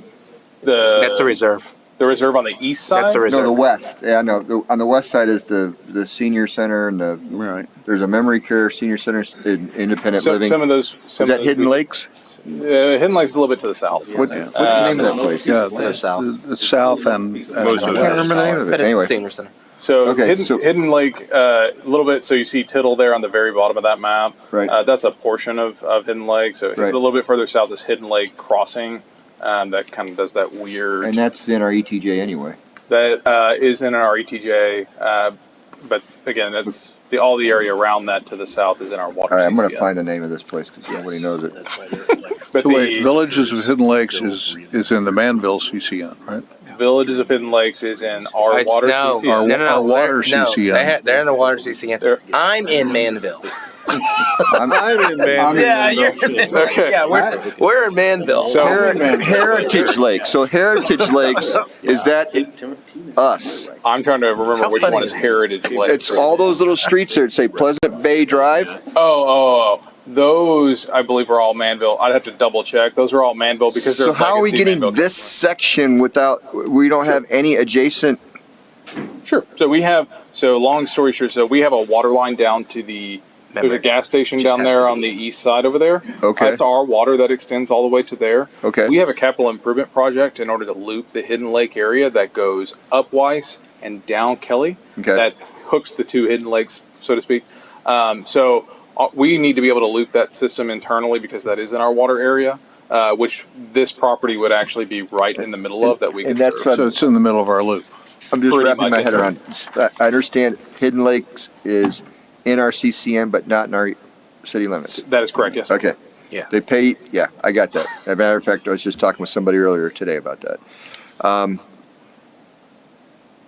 And we have infrastructure already. You said we got a water line. Is it sized appropriately to handle whatever projected LUEs are there? So just like any other development, they're required to do what's a service extension request. So they'll have to, excuse me, they'll have to extend that water line all the way to the edge of their property Developer to will. and through. The developer will, yes, Okay. sir. And so they'll have to pay for that. They'll have to do that portion of it. It is in our CIP, so there will have to be an agreement that we'll have to work out because it'll be public infrastructure. But we have sufficient capacity to be able to serve the development. We've already done that analysis before we even brought this agreement forward. I'm for approval. satisfied. Motion to approve. Second. Third. We did get a good map session. Okay, motion carried. Appreciate it. Thank y'all. The next two items we can pull at the same time.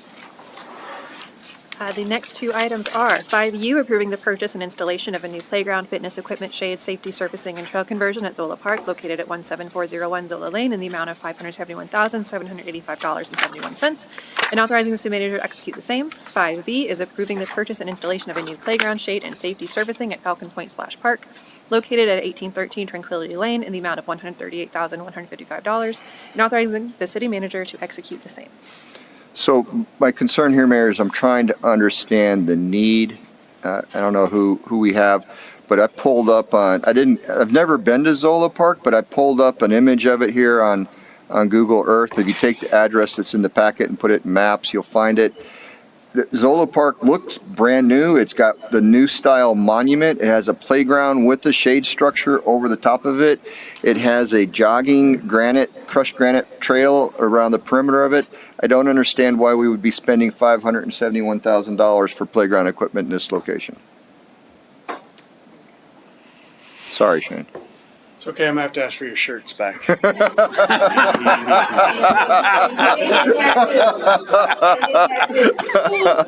You put a tattoo right on my forehead.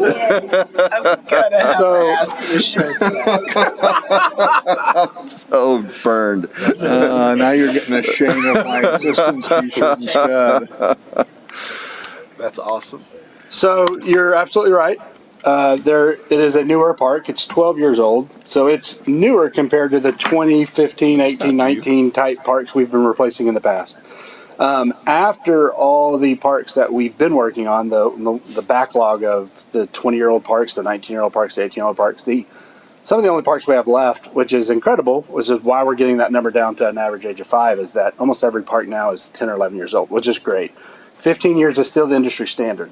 It hadn't been our standard, which is why we had 20-year-old parks, but it is the industry standard. This park in and of itself, so it's 12 years old.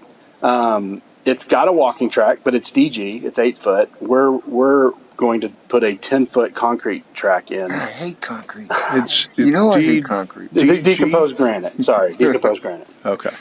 It's the trail material that you see at the lake and at some of the other places, but it's not one that's approved in our ADA transition plan. So all of our DG trails will ultimately become concrete trails. And so this is a DG trail that would become concrete. It would go from 8 feet to 10 feet. Even Lake Fluvial? Eventually, we will be working on the lake. Yeah, at some point. That's going to be quite an expense. So it'll probably be the last one we do. But so and it's got an older play equipment. So this would be the new play equipment. It will still get shade. It'll get more shade. It'll have swings added. But as you can see here as well, that you can also see here, these don't have any ADA accessibility. So the DG trail isn't really ADA. You can't connect to that area in the middle, and you can't connect to any play areas that are ADA accessible. So this new design would have ADA access. Is there a pointer on here? Okay. Sorry. So you can see the ADA access through that middle where we're also putting fitness equipment. So adults that kids are playing can use that fitness equipment. And then each of the parks, it's tough to see, but you can see the access to it. And then the playground at safety surfacing. So it's going to be a complete ADA facility where someone with a wheelchair can go onto the property and actually it won't be wood fiber mulch, it'll be an ADA play surface there, which is something we've been working on adding to more of our park system. So that's pretty playground improves, we add fitness equipment, we add an ADA trail and accessibility, and we upgrade the playground. And all this is paid for by development dollars. So CeLo, which is the closest development, is 0.28 miles away. It's within our 10-minute walk to a park initiative. It gave almost $700,000 in development funds for parkland development, and so we're using it to develop this park, which is 0.28 miles away. Awesome. I like it. CeLo Green. Talk to me about Falcon Point Splash. I'm sorry. Hold on a second. I want to go back to the DG question. Isn't DG a better running surface than concrete? No. Some runners like it more, some don't.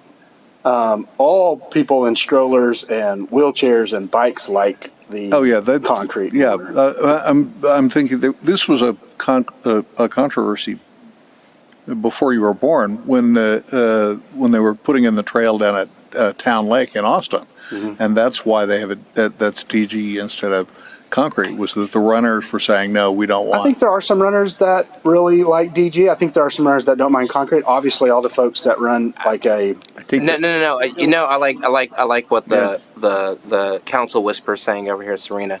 I mean, shoes have just gotten better because I mean that's what's really changed with me. Like I didn't realize how much of a difference it makes with the shoe you're wearing on the pavement or whatever, the grass or anything. I mean, I'd rather run on grass and everything with that, but concrete, I'd rather run on concrete than this any day on how it feels on my knees. I'm not the authority on running, but I know they do a lot of. I know they do a lot of marathons on concrete. I don't think they do a lot of them on DG. I think ultimately that's a good.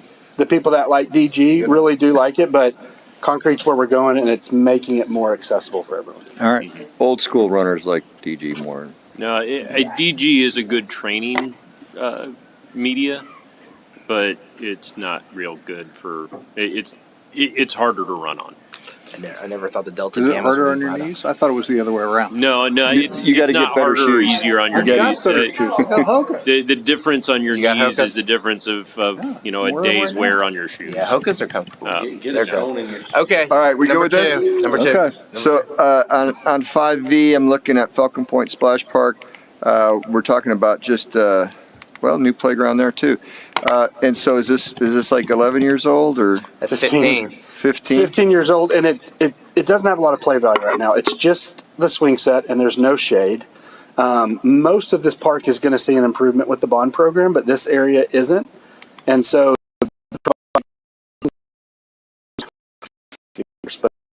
we'll still have some swing sets, but then we'll also have a small playground with shade.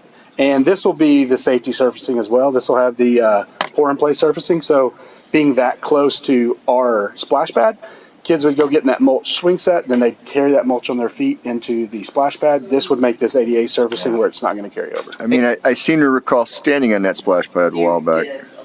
Yeah. Just think about 15 years ago, Master P was popular. Jordan just retired. I mean, that's a long time ago, right there as well. And where did you say the funding for this is coming from? Retired. This is coming from park improvements. Sorry, I couldn't hear. You had two attorneys talking on either Park side improvements. of me. Hey, we talk. Thank you, Shane. Second. And to clarify, Both. are we approving both? Yes. In this single motion. Thought I was supposed to. Never mind. Yeah, you missed Too it. late Kim now. beat you to it. Got cut off. Once you said something about the attorneys talking about Jordan retiring the third time. And I apologize. Who seconded the motion? Like 3 different people. No, Kim- Kim made the Kim- motion. Kim motioned it. When he was playing with the Wizards, Yeah. he was We are. Pick one. Not the me. whole game. He didn't take any minutes off. He was there. I couldn't believe the way he played with the Wizards. That's amazing. Think about that, man. Just incredible. Hold on. Hold on. Got to vote on the other one. Oh. This vote was for both. It was for both. Oh, for both. Yeah. Okay, well, good. Okay. So we're good. Is that it? No further items. We're adjourned. See y'all next month.